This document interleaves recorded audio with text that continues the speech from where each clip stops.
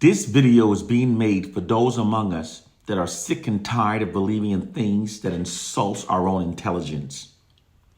Those who can clearly see that the belief that our plight is connected to a Bible written by our most ungodliest enemies throughout history, and the belief that our condition is connected to a silly slave syndrome myth, which presents what would be the least effective method used for controlling a generation of people, makes no sense at all. Both of those beliefs are in fact ridiculous. Usually, people have the right to believe whatever they choose to believe. But that's a luxury the oppressed does not have. There's a profound exception to that rule when it comes to the oppressed. The oppressed must gain a clear, concise, and accurate understanding of our plight and condition. Because if our understandings are flawed, then all of our liberating remedies and strategies that stems from those misunderstandings will also be flawed. This is precisely why white oppressive forces have millions of us believing that our plight is connected to a Bible written by our most ungodliest enemies throughout history, and that our condition is connected to a silly slave syndrome myth. Those beliefs are both falsehoods that are intentionally being used to keep our liberating strategies flawed.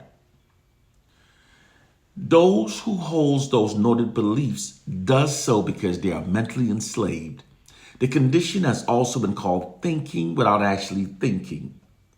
Our core problem is that the mentally enslaved ones have totally normalized their mindsets and have been made overconfident within their state of mental enslavement. Therefore, they fight fiercely against those of us who tells the truth and tries to free their minds.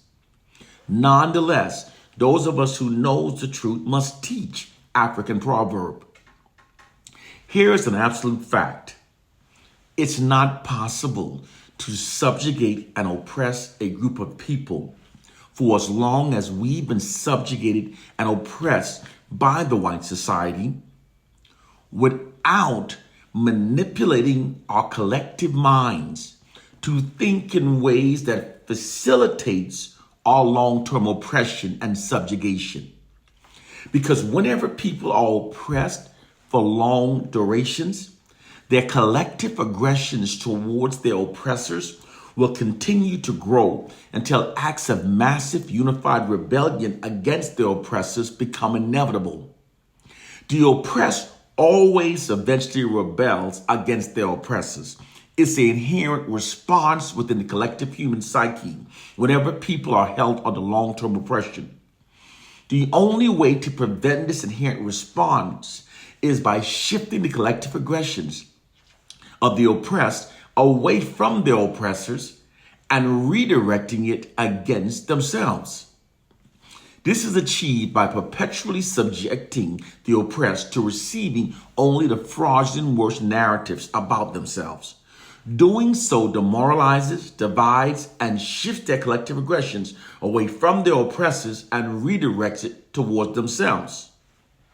It also lowers the collective self-esteem of the oppressed. By lowering the collective self-esteem of the oppressed, this can prevent their will to fight and unify against their oppressors. It also makes the oppressed more compliant with their oppressor's dominance over their lives. Many will even prefer it. And as long as the oppressed are kept within this collective condition, they can then be ruled over forever. This is precisely what white social engineering scientists and white propagandists have done to the black population. And it's in fact so obvious that it's only by not critically thinking that it cannot be seen.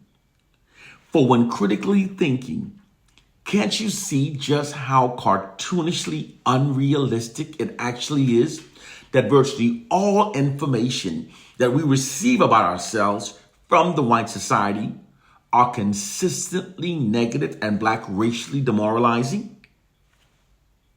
That scenario is cartoonishly unrealistic.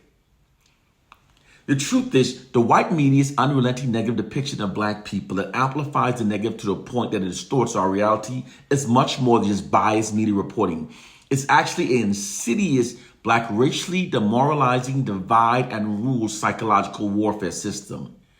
It is a method of demoralize, divide, and rule is a method of maintaining control over a targeted population through constant and unrelenting demoralization in order to create self-hate and division between the targeted population. It's how the white oppressive forces subdued the unprecedented unified black protest movement of the 1960s.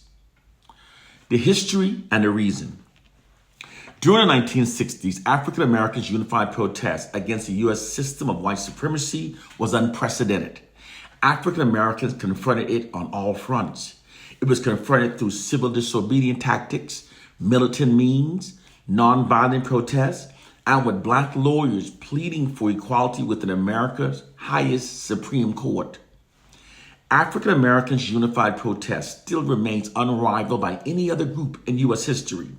African Americans had unknowingly proven themselves as being the greatest threat against the U.S. system of white supremacy. In the face of the unprecedented unified black protest, FBI Director J. Edgar Hoover said that the unification of the American Negro was the greatest threat against the nation.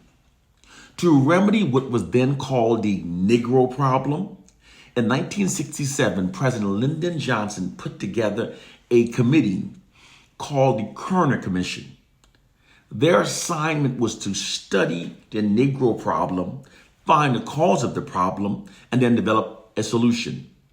In 1968, white social scientists hired by the Kerner Commission determined that an aggravating core factor for that decade's unprecedented unified black protests was caused by an elevated and unifying black collective self-esteem brought on by the emergence of the Black Pride movement.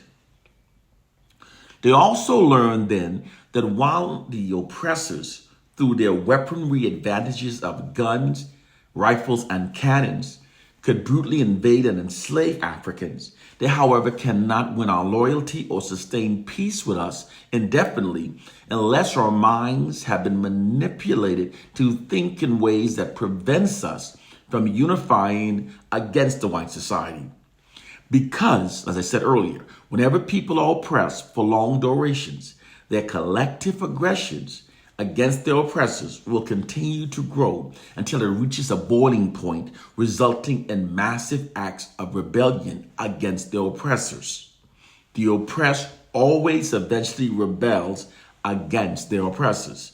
This is an inherent response within the collective human psyche whenever people are being oppressed for long durations. This is what was actually happening amongst the African American population during the 1960s. Excuse me. White racism had reached a boiling point within the collective minds of the African American population, which resulted in that decade's unprecedented unified black protest. Those white social scientists logically determined that they could subdue unified black protest by deploying a psychological warfare propaganda campaign that keeps the collective self-esteem of the black masses very low and that shifts black collective aggressions away from the white society and redirects it against ourselves. They achieved both of these objectives by keeping the black population believing the fraudulent worst narratives about ourselves. Presently, all narratives about black people are written exclusively by the white society. Whatever the white society says about black people is automatically deemed as factual. This unfair scenario allows white oppressive forces to easily negatively shape how the black population perceives ourselves collectively. People can be easily controlled by the information they routinely receive about themselves. When people are constantly fed positive and affirming information about themselves, this raises their collective self-esteem, and it unifies them. It doesn't matter if the information is untrue. Most people will respond accordingly to the information because they've all been given the same information about themselves. However, when people are constantly fed negative, demoralizing disinformation about themselves, the exact opposite happens. When people constantly receive negative information about themselves, they become demoralized, divided, self-loathing, and they become more compliant with their oppressor's dominance over their lives. In fact, many will even prefer it. This also creates self-hatred and disunity, which attacks the core foundation of what bonds them as a people, and they can then be ruled over forever. And again, it doesn't matter that the information being fed to them is untrue. Most people will act accordingly to the information because they've all been given the same information about themselves. This demoralizing scenario is precisely what white oppressive forces are deploying against the Black population. Keeping us believing the fraudulent worst about ourselves is how they prevent us from unifying against them by keeping our collective aggression shifted towards ourselves. It's a process that erodes our morale through continuous demoralization. By destroying our morale, it can even prevent our will to protest against the white society. This nefarious psychological warfare system works by tapping into the immense power that shame has upon the human mind to mentally enslave millions of Black people. Its weapon are the negative messages and the way they negatively affect our population. It's very effective. No group can be constantly subjected to receiving only the fraudulent, worst negative narratives about themselves and not suffer some adverse effect.